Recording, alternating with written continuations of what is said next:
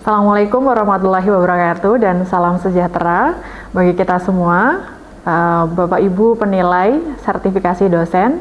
Perkenalkan, nama saya Hanin Fathah Nurvina Istiqomah, salah satu dosen program studi S1 Kimia di Fakultas Matematika dan Ilmu Pengetahuan Alam Universitas Bakti Indonesia. Video ini saya buat untuk melengkapi persyaratan dalam pengajuan sertifikasi dosen, yaitu bagian pernyataan diri dosen dalam unjuk kerja perguruan tinggi, PDD, UKT, PT dalam bidang pengajaran. Pada kesempatan ini pula saya mengampu mata kuliah Fisika Dasar 1, berikut keterangan dari mata kuliah yang saya ampu. Mata kuliah ini memiliki kode KIM KIM 1106 bernama Fisika Dasar 1 dengan bobot 4 SKS dan diampu oleh mahasiswa semester 1 dengan status mata kuliah wajib. Mata kuliah ini sebagai prasyarat untuk mata kuliah selanjutnya, yaitu Fisika Dasar 2. Capaian pembelajaran mata kuliah untuk mata kuliah Fisika Dasar 1 diantaranya CPMK yang pertama, mampu menguasai besaran dan satuan serta vektor. CPMK yang kedua, mampu mengaplikasikan rumus-rumus tentang kinematika, dinamika, dan penalarannya. CPMK ketiga, mampu mengaplikasikan rumus-rumus tentang usaha, energi, momentum, dan impuls. CPMK yang keempat, yaitu mampu menguasai konsep dinamika, rotasi, dan kesetimbangan benda tegar. CPMK yang kelima, yaitu mampu mengaplikasikan konsep fluida statis dan fluida dinamis beserta penerapannya pada kehidupan sehari-hari. CPMK yang keenam, mampu memecahkan persoalan-persoalan yang berhubungan dengan masalah-masalah suhu, kalor, teori kinetik gas, dan termodinamika. CPMK yang terakhir yaitu mampu mengambil keputusan secara tepat dalam konteks penyelesaian tugas mandiri atau kelompok dan mampu menganalisis suatu bahan sesuai standar serta dapat mengkomunikasikan hasilnya baik secara lisan maupun tulisan.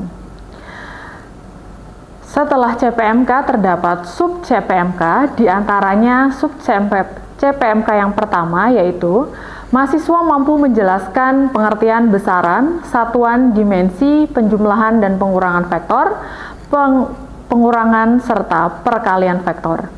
Sub CPMK yang kedua diantaranya, mahasiswa mampu menjelaskan kecepatan, kelajuan, percepatan, gerak lurus beraturan, gerak lurus berubah beraturan, gerak parabola, dan gerak melingkar. Sub CPMK yang ketiga, mahasiswa mampu merumuskan hukum Newton 1, hukum Newton 2, hukum Newton 3, gaya gesekan, serta aplikasinya pada kehidupan sehari-hari. Sub CPMK yang keempat, mahasiswa mampu menjelaskan usaha, energi kinetik, energi potensial, hubungan usaha dan energi kinetik, hubungan usaha dan energi potensial, energi mekanik, daya, momentum, impuls, kekekalan momentum, dan konsep tumbukan. Sub CPMK yang kelima, mahasiswa mampu menjelaskan dinamika rotasi dan kesetimbangan benda tegar. Sub CPMK yang keenam, mahasiswa mampu menjelaskan dan mengimplementasikan konsep fluida statis dan dinamis. Sub CPMK yang ketujuh, mahasiswa mampu menganalisis suhu dan kalor. Serta sub CPMK 8, mahasiswa mampu menganalisis teori kinetik gas dan termodinamika. Mata kuliah Fisika Dasar 1 adalah mata kuliah dasar yang wajib ditempuh oleh mahasiswa semester 1 program studi S1 Kimia, Fakultas Matematika dan Ilmu Pengetahuan Alam Universitas Bakti Indonesia. Mata kuliah ini merupakan perpaduan teori dan terapan, di mana mahasiswa selain diberikan teori juga diharapkan mampu mengaplikasikannya dalam kehidupan sehari-hari dan dunia industri. Materi yang akan dipelajari diantaranya besaran, satuan dan vektor, kinematika, dinamika, usaha, energi, momentum, impuls, dinamika rotasi dan kesetimbangan benda tegar, fluida statis dan fluida dinamis, suhu dan kalor, teori kinetik gas, dan termodinamika. Dalam membuat atau menyusun bahan ajar, saya menggunakan beberapa referensi. Yang pertama adalah Giancoli, Douglas tahun 2021, tentang Fisika edisi kelima, jilid 1 dan 2 dari Erlangga, Jakarta. Referensi yang kedua dari Jones, David Sang, dan kawan-kawan tahun 2020, buku dari Cambridge International ASN A-Level Physics Coursebook, Cambridge University Press, Cambridge. Dan referensi yang ketiga yang saya gunakan dari salah satu buku yang populer mengenai fisika, yaitu dari Survey tahun 1992 tentang Physics for Scientists dan Engineers with Modern Physics, edisi ketiga yang dipublikasikan dari Saunders College Publication, USA. Referensi yang keempat yaitu Randall Knight tahun 2013 tentang buku yang berjudul Physics for Scientists and Engineers, A Strategic Approach with Modern Physics dari USA Pearson Education. Terakhir saya menggunakan buku dari Tipler tahun 1091 tentang Fisika untuk Sains dan Teknik, edisi ketiga, terjemahan Lea Prasetyo dan Rahmat W. Dari Erlangga, Jakarta. Media pembelajaran yang saya gunakan adalah modul ataupun buku pegangan mahasiswa. Ada juga beberapa mahasiswa menggunakan buku referensi yang saya sarankan tersebut. Kemudian beberapa pertemuan saya lakukan dengan menggunakan atau menerapkan demonstrasi ataupun eksperimen. Metode pembelajaran secara umum saya terapkan yaitu menggunakan project based learning dan juga problem based learning, sehingga itu akan mengasah kemampuan analisis atau critical thinking mahasiswa. Berikut adalah salah satu contoh video pembelajaran dalam kelas yang dilakukan secara luring. Assalamualaikum warahmatullahi wabarakatuh dan salam sejahtera untuk kita semua. Selamat siang.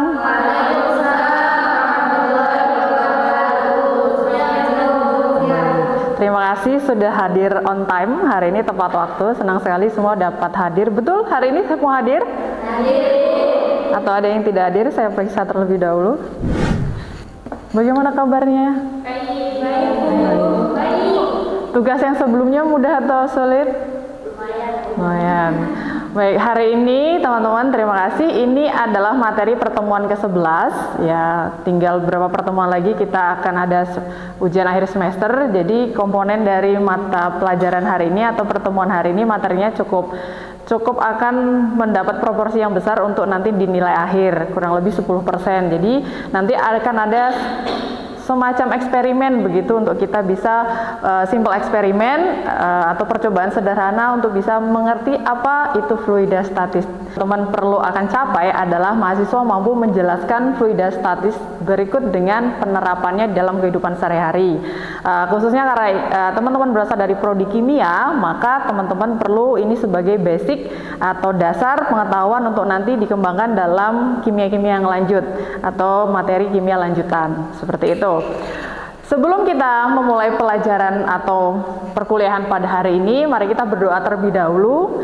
Berdoa dipersilahkan.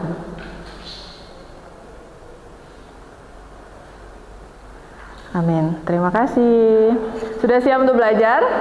Siap. Baik. Hari ini kita akan membahas tentang fluidastatis yang terdiri dari ada fluida, definisi fluida, kemudian ada hukum yang menyangkut atau bisa mengaplikasikan tentang fluidastatis, ada massa jenis, bagaimana konsep hukum Archimedes tersebut dalam mengapung dan tenggelam. Silakan teman-teman mengisi barcode yang saya tampilkan di sini. Silakan dijelaskan apa itu fluida menurut pandangan teman-teman sejauh pengertiannya teman-teman saat ini. Tadi ada yang menyebutkan bahwa fluida itu sesuatu atau zat yang bergerak. Mungkin ada pendapat lain. Kita bisa melihat fluida tersebut dari dua gambar yang saya tampilkan di sini. Ada air yang mengalir, ada seorang anak yang meniup balon sehingga balon itu mengembang. Nah, proses mengembang atau air yang mengalir ini bagian dari apa itu fluida. Ada yang sudah menjawab, fluida adalah zat yang mengalir. Ada yang menjawab zat yang tidak memiliki bentuk tetap.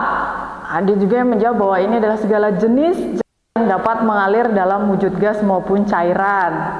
Mungkin ada pendapat lain dari tiga ini? Silahkan. Baik, fluida, fluid itu dalam bahasa Inggris sebenarnya flow itu mengalir ya. Jadi konsepnya fluida adalah sesuatu hal yang dapat mengalir atau bergerak begitu, khususnya adalah karena fluida itu terdapat pada, betul menurut pandangan teman-teman, zat cair atau gas. Karena zat cair dan gas itu partikel di dalamnya tidak berdekatan, dalam artian tidak tidak bersinggungan seperti itu, tapi bergerak bebas walaupun masih ada celah di antara partikel sehingga dia bebas untuk bisa mengalir, yang kita sebut sebagai fluida.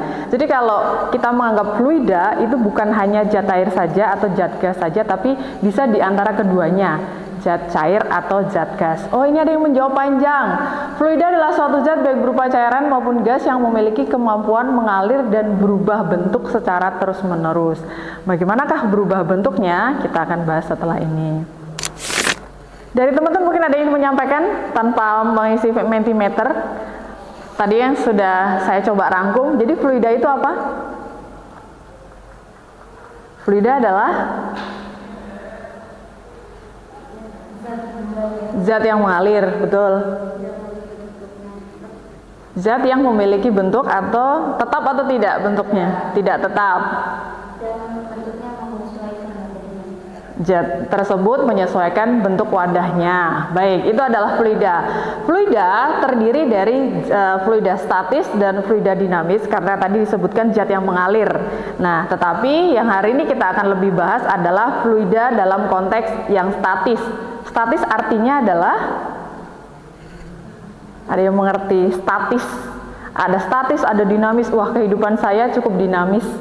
Kehidupan saya begitu-begitu saja statis. Jadi statis diam begitu atau tidak bergerak. Jadi setelah kita mengerti pengertian dari fluida, begitu, fluida adalah zat mengalir.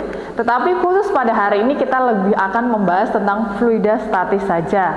Fluida statis merujuk kepada keadaan diam atau fase yang bergerak. Tetapi fase yang bergerak ini tidak ada perbedaan kecepatan di dalam partikelnya. Partikel itu sesuatu hal yang menyusun di dalam zat tersebut. Kondisinya bergerak, tetapi tidak ada perbedaan kecepatan antara partikelnya. Jadi perbedaan kecepatannya cukup sangat dalam hal yang kecil ya, sehingga tidak bisa dilihat secara fisik mata kita bahwa itu adalah bergerak. Tetapi kalau kita bisa melihat proses geraknya, maka kita sebut sebagai itu adalah fluida yang dinamis.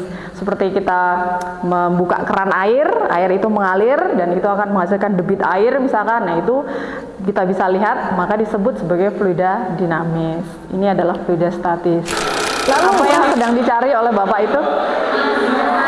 Emas ya. Ini ada serpian-serpian emas, padahal tadi awalnya adalah bentuk pasir. Jadi ada emas yang tertinggal. Jadi kalau masanya yang lebih ringan, dia akan ikut air yang digoyangkan begitu ya. Tetapi karena mungkin masanya lebih berat, sehingga dia bisa tenggelam dan tidak ikut air yang digoyangkan. Ada pendapat lain mungkin? Nah, ini pendulang emas secara tradisional. Jadi proses orang mendulang atau mencari zat atau mencari pasir emas ini yang kemudian menjadi mata pencarian mereka sebagai penambang, itu menggunakan konsep fluida karena ada zat yang tenggelam dan ada juga zat yang terapung. Nah, itu bagian dari yang akan kita bahas hari ini, fluida statis. Terus sekarang ada peristiwa kapalnya tenggelam, anak-anaknya ini untuk bisa bertahan agar tidak tenggelam menggunakan pelampung, tetapi ada satu laut mati di perbatasan Israel dan Yordania, yaitu orang tidak perlu membawa pelampung tapi bisa mengapung. Ada apakah ini? Izin menjawab ya Bu. Menurut saya kan itu kalau misalnya kita kaitkan dengan konsep massa jenis, laut mati itu sejauh yang sependek yang saya tahu memiliki kandungan garam yang cukup tinggi daripada laut biasanya. Maka dari itu kandungan massa jenis dari air laut itu kan lebih tinggi daripada tubuh manusia itu sendiri. Maka dari itu tubuh manusianya itu mengapung, jadi daya apung daripada air laut itu lebih tinggi daripada massa jenis dari manusia yang di situ. Baik, ada perbedaan massa jenis masuk ke dalam konsep ini. Padahal ini sama-sama air garam. Kalau kita lihat karena konsepnya adalah air laut itu asin gitu. Tetapi menurut pandangan saudara Nada di sini air lautnya konsentrasinya tidak setinggi di laut mati ya, teman-teman. Teman-teman pertama lakukan eksperimen dengan air biasa ketika nanti air ini dituang ke gelas ini. Kemudian coba kita lihat apakah telur ini akan mengapung, tenggelam atau bahkan melayang. Kemudian bandingkan dengan ketika teman-teman membuat air garam di sini. Air garam ini nanti teman-teman aduk begitu ke dalam air ini. Apa yang terjadi? Nanti teman-teman, saya akan memberikan satu kertas setiap kelompok untuk menuliskan perbandingan antara air biasa dan air garam. Silahkan kita merapat ke meja sebelah sana yang sudah saya siapkan. Untuk kelompoknya silahkan dipilih, begitu, bebas saja. Yang pasti satu kelompok terdiri dari 3 orang.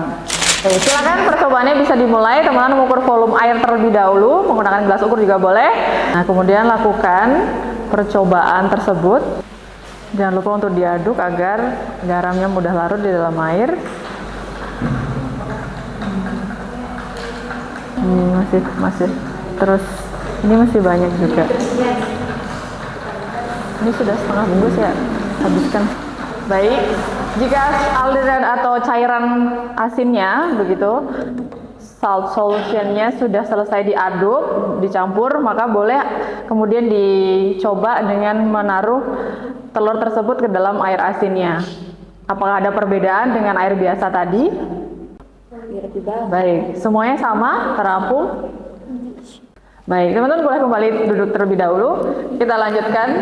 Untuk datanya untuk disimpan dulu karena nanti kita akan bandingkan dengan percobaan yang kedua. Ketika dibuat air asin, air tersebut adalah terapung. Tapi sebenarnya kita bisa nyebut itu bukan terapung, tapi melayang. Benda yang dicelupkan sebagian atau seluruhnya ke dalam fluida akan mengalami gaya ke atas. Yang besarnya sama dengan berat fluida yang dipindahkan. Jadi ketika di sini ada gaya ke atas, karena gaya gravitasi itu selalu ke arah bawah ya, sehingga disinilah ada seakan dipres begitu, dimampatkan, maka air ini akan tumpah. Nah, selanjutnya sudah siap. Nah, ini kita mencoba lagi percobaan yang lebih menarik lagi. Ada beberapa benda yang sudah saya siapkan, benda-benda kecil begitu. Salah satunya adalah dadu, ada juga ini batu, ada juga kayu. Tapi masih ada banyak hal yang saya siapkan di meja. Teman-teman boleh kembali ke meja percobaan untuk bisa melakukan percobaan. Kelompok benda mana saja yang akan mengapung dan kelompok benda mana saja yang akan tenggelam. Nah, benda-benda yang akan teman-teman identifikasi adalah yang ada dalam wadah kecil ini. Nanti dilihat mana saja kelompok benda yang dapat mengapung atau kelompok benda mana saja yang akan tenggelam. Apakah bisa kita lihat perbedaan kelompok benda tersebut? Lalu gunakan gelas ukur untuk mengukur volume zat cair. Sudah mendapatkan datanya ya? Sudah. Baik. Selanjutnya kita akan melakukan percobaan yang kedua, tetap berada di tempatnya. Ini adalah konsep percobaan Archimedes. Dari sana bisa terlihat ya. Percobaan Archimedes, kalau yang ini tadi ada yang batang kayu ya. Terapung atau tenggelam? Yang batang kayu? Itu terapung. Melayang. Oke, kalau yang ini tadi sepertinya ini deh. Terapung. Kalau yang ini ada ya tadi bola ini, bola kecilnya itu tenggelam. Ada 2 kuantiti begitu yang akan kita ukur. Yang pertama adalah pengukuran massa. Yang kedua kita menemukan volumenya. Jangan lupa atau jangan sampai salah bahwa rho itu adalah simbolnya dengan huruf P yang agak miring ya. Kita sebut rho atau massa jenis. Satuannya adalah kilogram meter kubik per meter kubik atau gram per sentimeter kubik. Nah, ini teman-teman menggunakan gelas ukur. Kemudian di sini menggunakan satuan apa yang ada tertera dalam gelas ukurnya teman-teman? Mililiter. Jadi nanti disesuaikan. Kalau menggunakan alat pengukur massanya menggunakan satuan apa, kemudian dilihat juga ini hasil dari volumenya nanti apa. Volume bisa meter kubik atau sentimeter kubik atau juga mililiter, liter dan sebagainya menggunakan ini. Pertama, di sini saya langsung menjelaskan di sini terlebih dahulu. Di depan teman-teman memiliki ada ini, apa namanya kalau ini? Prisma. Ini adalah prisma. Ini adalah balok kayu dan ini adalah kubus dari kayu. Kubus kayu, prisma kayu. Dengan material yang sama di sini, Teman-teman coba ukur massa jenisnya, apakah dengan berbeda ukuran menghasilkan berbeda massa jenis atau sama massa jenisnya teman-teman ukur. Yang pertama harus diukur adalah massanya. Teman-teman memiliki electronic balance, timbangan elektronik, silahkan dihidupkan. Nanti untuk mengukur massanya terlebih dahulu. Kemudian teman-teman mengukur volume. Diingat-ingat, mengukur volume dari balok, ada rumusnya dalam matematika. Dan kemudian bagaimana mengukur rumus menggunakan prisma, volume prisma. Silakan diidentifikasi terlebih dahulu. Alas adalah yang ini. Ini ya. Berapa? Ini dulu, ini 3 ya. Ini alas. Ini luas area yang bawah dulu. Ini 3,5. Ya kan? 3,5 dikali 3 dikali setengah. Baru dikali 5. Jika teman-teman mendapatkan nilai misalnya adalah 1,23 segala macam panjang di belakang, teman-teman boleh kecilkan, misalkan 1,23 jadi 1,2 gitu boleh. Tetapi kalau angkanya di belakang lebih dari 5, misalkan 1,56, berarti dibulatkan menjadi 1,6. Jangan lupa untuk membuat lebih dibulatkan lagi supaya nilainya tidak panjang setelah koma. Untuk mengukur massanya pastikan itunya sudah selesai loading ya, sampai muncul satuan gram dan dimulai dari 0 di timbangannya. Jangan lupa satuannya. Padatan kayunya lebih ringan yang prisma. Baik. Bagaimana hasilnya yang di sini dari kedua benda tersebut? Balok. Nah, karena tidak sama, ini bisa dimasukkan. Coba hitung dulu seperti ini. Tulis dulu rumusnya. Rumusnya adalah rho massa plus volume. Nah, hasil dari massa tadi kan berapa angka begitu. Sebagai contoh 20 gram dibagi misalkan volumenya adalah 5 ml. Tidak apa-apa, kita hitung seperti ini. 20 dibagi 5 adalah 5, berarti satuannya adalah gram per mililiter. Begitu. Jadi jika sudah, teman-teman boleh sambil berkemas dikembalikan ke tempat awal, alat-alatnya sudah dikumpulkan.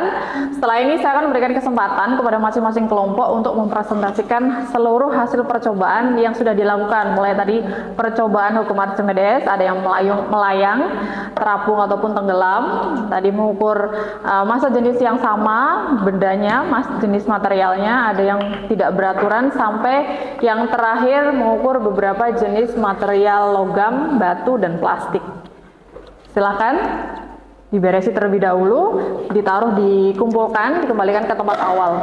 Baik, setelah selesai melakukan beberapa eksperimen sederhana hari ini, kita beri kesempatan untuk teman-teman untuk mempresentasikan hasilnya, datanya, sampai kepada mungkin hasil analisis atau mungkin ada tantangan-tantangan tersendiri selama proses melakukan eksperimen, nanti boleh dipresentasikan. Silahkan kelompok 1 mempresentasikan hasil daripada percobaan yang telah kami lakukan hari ini. Dimulai dari rekan saya, silahkan. Dan setelah kita campurkan dengan air garam, telur itu kemudian menjadi melayang. Adapun benda yang terapung yaitu kayu dan pernak-pernik dari plastik. Dan dari data ini kami simpulkan bahwasanya massa jenis kubus itu lebih besar daripada massa jenis prisma. Mungkin beberapa faktor yang mempengaruhi adalah kayu yang digunakan daripada keduanya itu berbeda. Dan kalau misalnya kita pegang secara berat pun itu lebih berat yang kubus, seperti itu. Baik, selanjutnya kelompok 2 sudah siap untuk mempresentasikan hasilnya. Silakan kelompok 2. Baik, di sini perkenalkan kami dari kelompok 2 akan mempresentasikan hasil praktek tadi, di mana yang pertama itu jenis telur dimasukkan pada air biasa yang mengakibatkan telur itu menjadi tenggelam, dan yang kedua, percobaan kedua itu telur dimasukkan pada air asin atau air garam dan mengakibatkan telur itu menjadi melayang. Percobaan kedua yang itu akan dijelaskan oleh teman saya. Massa jenis kubus yaitu diperoleh hasil yaitu 0,47 gram cm kubik, dan massa jenis prisma diperoleh yaitu 0,82 gram cm kubik. Mungkin itu saja yang dapat kami sampaikan. Ada tanggapan Mungkin untuk kelompok tanggapan 2? dari teman-teman yang lain. Cukup, baik. Terima kasih kelompok 2. Terakhir, silakan kelompok terakhir, kelompok 3. Di sini kami akan mempresentasikan hasil eksperimen kita tadi, yang mana yang pertama kita eksperimen tentang telur.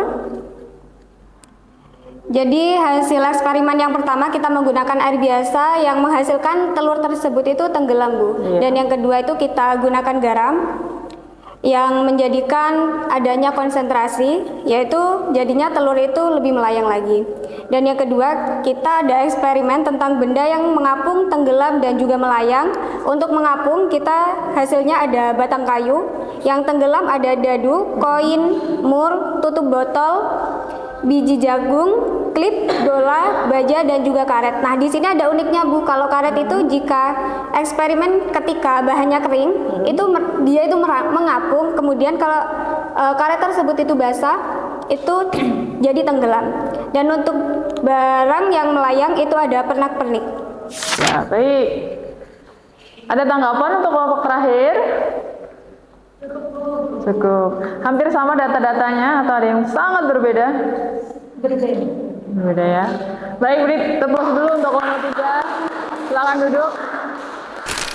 Tadi saya ada bertanya, kenapa tadi juga disebutkan oleh kelompok terakhir ya, yang karet atau tadi benang ketika kering sebenarnya dia akan melayang, akan ada di permukaan, mohon maaf, terapung. Tetapi ketika basah tiba-tiba dia akan menjadi tenggelam. Mengapa? Mengapa? Ya, silakan. Karena kerapatan yang dimiliki benang kering lebih rendah daripada air, sedangkan yang basah itu akan terapung tenggelam karena rongga-rongga yang ada di dalam benang itu menyerap air. Tenggelam. Tepuk tangan dulu. Baik, karena perubahan massa jenis, karena beberapa benda akan mengabsorb, akan menyerap massa atau zat liquid tersebut, zat cair tersebut, sehingga menyebabkan massa jenisnya sama dengan zat cair yang ada di dalam wadah tersebut, yang mengakibatkan dari benda tersebut yang kering tanpa menyerap air, dia akan terapung, tapi setelah menyerap massa jenisnya menjadi sama dengan air, makanya melayang, seperti itu. Baik, hari ini kita coba rangkum, kita sudah belajar tentang apa? Pertama,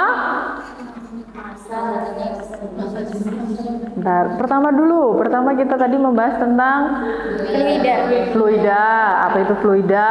Apa itu fluida statistik apa? Fluida statistik definisinya? Fluida statis, mohon maaf. Zat yang mengalir. Zat yang mengalir, tetapi bedanya dengan fluida dinamis? Tetap. Terus, apa itu massa jenis? Apa itu massa jenis? Pengukuran massa. Rumus dari massa jenis? Rho. Baik, satuan massa jenis? Gram, kilogram, sentimeter Per sentimeter kubik atau mililiter. Baik, di antara tiga zat ini mana yang memiliki massa jenis yang tinggi? Padat. Yang memiliki paling tinggi adalah zat padat. Kemudian apa yang terakhir? Di antara apa perbedaan mengukur massa jenis benda beraturan dan massa jenis benda tak beraturan? Apa perbedaannya, cara pengukurannya? Bagaimana perbedaannya dalam mengukurnya? Kalau benda yang beraturan itu memiliki panjang dan tinggi, cuman kalau yang tidak beraturan itu nggak memiliki Panjang dan tingginya. Apakah ke depan kita akan melakukan eksperimen lagi atau cukup dengan teori saja? Boleh, Bu. Eksperimen lagi. Ya. Baik, terima kasih teman-teman. Hari ini cukup luar biasa bisa mengikuti prosedur eksperimen dengan baik, sudah melakukan diskusi dengan baik. Saya harap ini menjadi bekal karena ini masih akan dipakai atau digunakan pada konsep-konsep yang lain. Kemudian kita masih akan membahas tentang fluida statis, tapi membahas tentang tegangan permukaan, viskositas. Lalu kita membahas lagi tentang fluida dinamis dan jangan lupa untuk mengerjakan tugas-tugasnya. Semoga ini bermanfaat. Kalau ada pertanyaan atau hal yang ingin ditanyakan di luar sesi perkuliahan hari ini, boleh menghubungi saya atau menghadap saya untuk bisa mendapatkan penjelasan yang lebih jelas lagi. Dan teman-teman mohon untuk juga hadir selama praktikum ya, karena akan ada praktikum yang lebih jelas mengenai density ini karena sangat berguna untuk nanti teman-teman mengikuti proses perkuliahan kimia, reaksi kimia yang lebih lanjut. proses mengikuti perkuliahan lanjutan yang lain. Terima kasih, semoga bermanfaat, semoga sehat selalu. Saya tutup. Wassalamualaikum warahmatullahi wabarakatuh. Waalaikumsalam.